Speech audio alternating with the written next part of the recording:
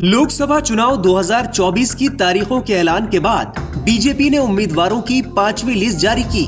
इस लिस्ट में 111 उम्मीदवारों के नाम हैं, लेकिन सबसे खास नाम है अभिनेत्री कंगना रनौत का। कंगना रनौत हिमाचल प्रदेश के मंडी लोकसभा सीट से चुनाव लड़ेंगी।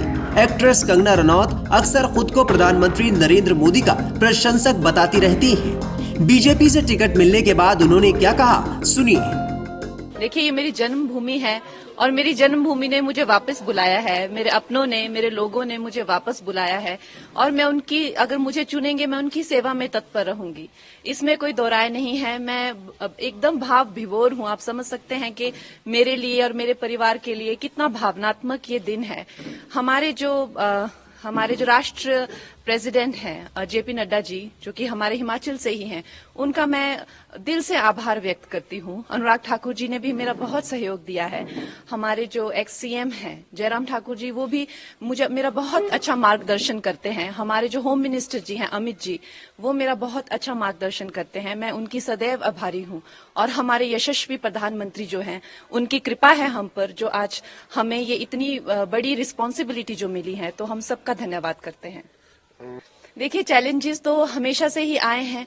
मैं बहुत छोटी उम्र में जो है वो घर छोड़कर व्यवसाय के, रोजगार के लिए बाहर चली गई थी, तो उसमें भी मुझे कई संकटों का जो है सामना करना पड़ा। शायद इसीलिए ईश्वर ने मुझ में ऐसी शक्ति और इस तरह की ऊर्जा दी है कि शायद अब आप लोगों की सेवा कर सकूं।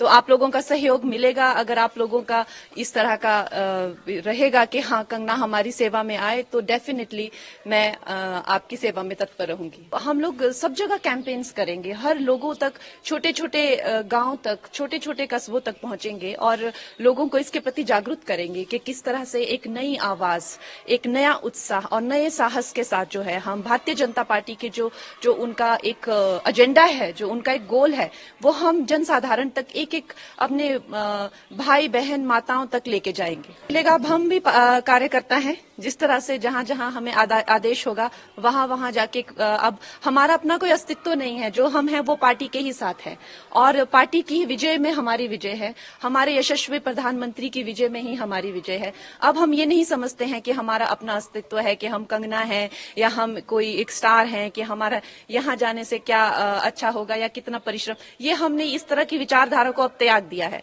अब हम एक मामूली से कार्यकर्ता है पार्टी में, जहां हमें भेजा जाएगा हम वहीं जाएंगे। अगर आप जीत के संसद पहुंचते, प्रायोरिटीज क्या होंगी?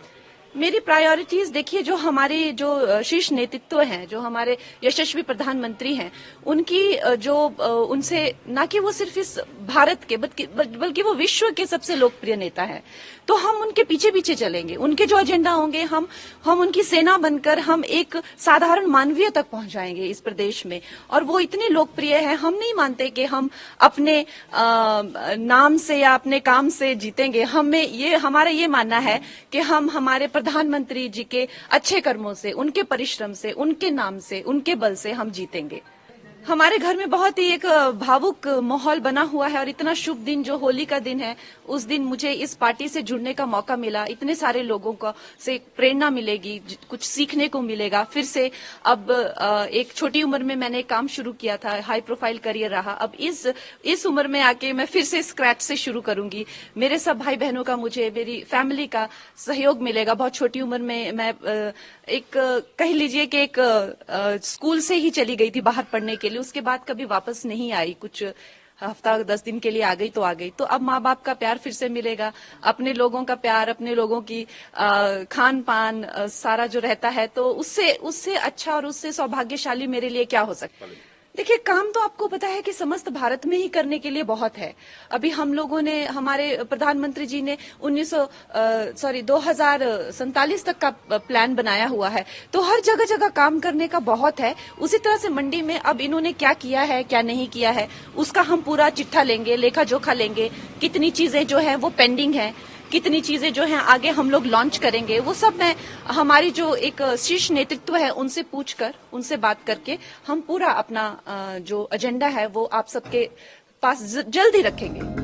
बीते साल नवंबर महीने में कंगना रनौत ने गुजरात के द्वारका में मीडिया से बातचीत में साफ साफ कहा था कि अगर भगवान की कृपा रही तो वो जरूर चुनाव लड़ेंगी, जिसके बाद कंगना के चुनाव लड़ने की खबरों का बाजार गर्म हो गया था। इसके बाद बीते साल ही 12 दिसंबर को कंगना रनौत ने बिलासपुर में राष्ट्रीय स्वयंसेवक संघ के कार्यक्रम में भी अपनी मौजूदगी दर्ज करवाई थी।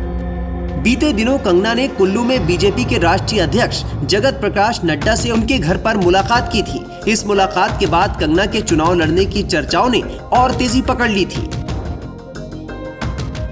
For more of such videos, do like, share and subscribe to ET Now Swadesh.